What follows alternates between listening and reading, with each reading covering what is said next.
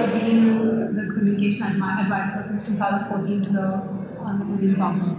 How has your journey been? What are the challenges that you faced during the tenure?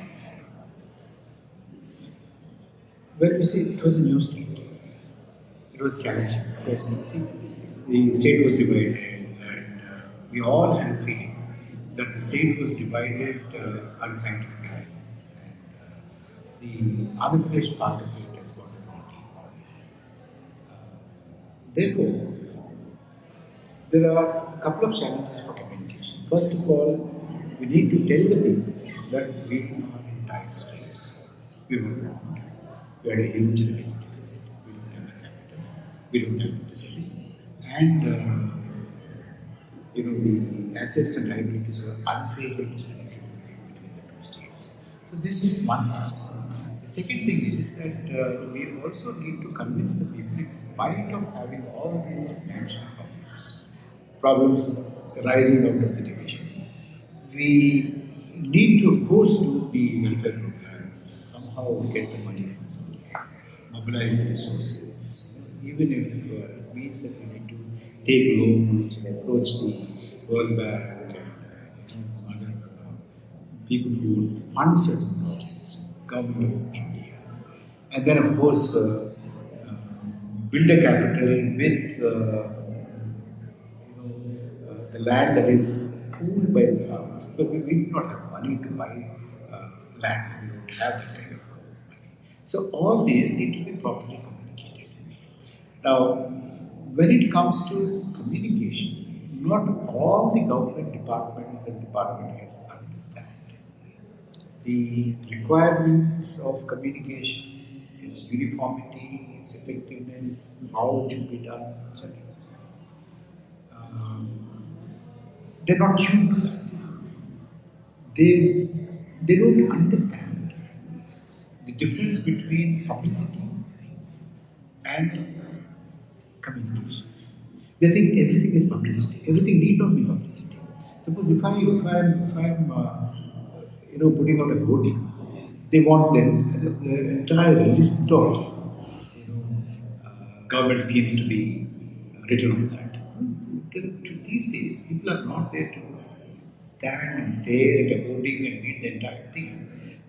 One at a time is the effective way of doing. But then, if you have, say, a front page advertisement, it has full page advertisement. Suppose if I decide to have a design which has only 2 or 3 items with a lot of money, good picture, I say, why are you wasting so much of space? You fill it in. Entire, but that way. So there are certain challenges like that because there is a difference between their outlook and a professional outlook. So you need to convince them sometimes. Every time if you say your idea is not right, because next time you can't really win the argument. Every time you can't win the argument. Sometimes you can see, sometimes you get your way, sometimes you see, sometimes you get the way. That is the kind of thing. That was a challenge. Therefore, at the end of the day, you have a mixed success. Because it wasn't possible to do everything your own way, everything that you wanted to do. You need to have some kind of a give and take and conceive kind of thing. So this is the kind of experience that I've had. Working with government is definitely a big challenge, especially in areas like this. So a lot of these days, political parties are hiring public relation agencies. So do you think that they are just hiring them to create a positive image for themselves, or to spread a propaganda, or to spread their ideologies, or whatever it is? You see, there are 2 things. As they say in the trade, you can't put lipstick to a pig.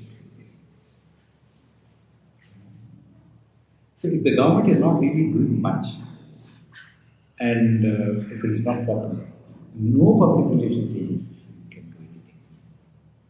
You need to do solid work. And then it is of course legitimate for a government or any entity for that matter to see that what they're doing is effectively communicated. It's entirely justifiable. It's entirely legitimate for them to do that. But then what happens is if you try to put a spin by saying something without doing it, or giving a lot of promises and not delivering, and then trying to whitewash the whole thing and hiring an agency, asking them to do a public relations thing, see that certain things don't come in the papers. The governments have a muscle. I've seen how governments have a muscle. Preventing newspapers from not writing a story or doing a favorable story. These things ultimately don't work. So, unless a government or any other entity does solid work, does good work, and of course, the way you can handle it differently, the way I can handle it in a different way, you can be more effective than I do. Because, see, government ministers and officers and politicians, they have no time. Probably they're capable, but they have no time. They are busy with a lot of other things. They have no time to think how to effectively communicate this, how to convey this. What should be the graphic? What should be the wording? What should be the language? What should be the length? And what is the frequency? Which publications? All these will have to be decided in order to see that your communication is effective, your publicity is effective, your message is conveyed properly. So, as an agency definitely helps, but without government doing real work, no agency can help. Um, so you've been a political observer and a commentator for a very long time. So what's your take on the current political scenario of the country? That's a huge question. It's a huge question. But you see, the general feeling, my own opinion, let's put aside for a while. Generally, overall, what is happening is that the government at the center has come to power in 2014 with a lot of promise and raised a lot of expectations. Now, today, is it possible to really deliver everything in 5 years' time? The kind of expectations that one has raised. And then many people tell me that look, we have expected that, we have expected this. Probably it's unrealistic expectation. Maybe unrealistic promise, we do not know. But then at that juncture, that's what happened. So today people are thinking, it could have been done better. Things should have been better. But then, there are people who would say that, look, this is possible in this short span of time. And we have done our best. That is the kind of narrative that we hear from the central government. That is the kind of narrative that we hear from several state governments, including Andhra Pradesh government or Telangana government or now of course you've just had an election in Karnataka, Tamil Nadu government or Madhya Pradesh government, etc. There are problems, and what do people expect from a government is not 100% solution to a problem. They are pretty realistic about that. What they expect is that there is a very sincere effort going on to solve these problems. If that is found lacking, then of course there is going to be a huge problem for the governments. 2019, I feel that while there is some kind of a dissatisfaction, some degree of dissatisfaction, but then there is no credible alternative to the existing government. So there is nobody who could come up and say, look, these two things were not done, but if you elected somebody else, they would do better, they would deliver these two also. That kind of a thought it has not yet come. So my last question is about these days there's a lot of fake news that's going on in WhatsApp messages, and a lot of people say that it is sent by political organizations because they have some vested interests in it. So, do you think this kind of popular opinion is true, and if yes, how do we tackle this problem? Oh, fake news has become a huge menace. You can see a lot of disturbances are taking place, lynching takes place, and a lot of tension in many areas you can find. It is because of fake news or because of false news being circulated. But then, you see, there is no hard evidence to pin down one organization or the other as somebody who is doing this deliberately.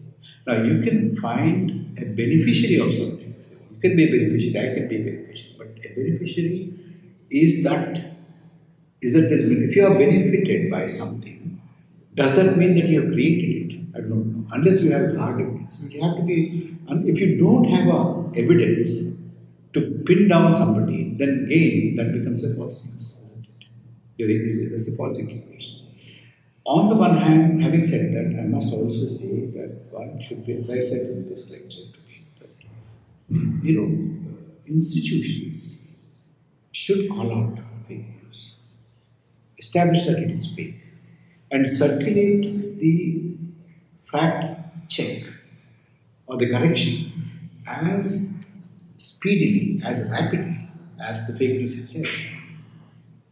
So that immediately, see what is happening with social media is when you get something, the actual tendency, the psychological tendency, which is scientifically proved, is that if you get something, you just have a glance at it, and if you think it appears to be interesting, before you really go through the entire article or a write-up or something, you would share with 30 people.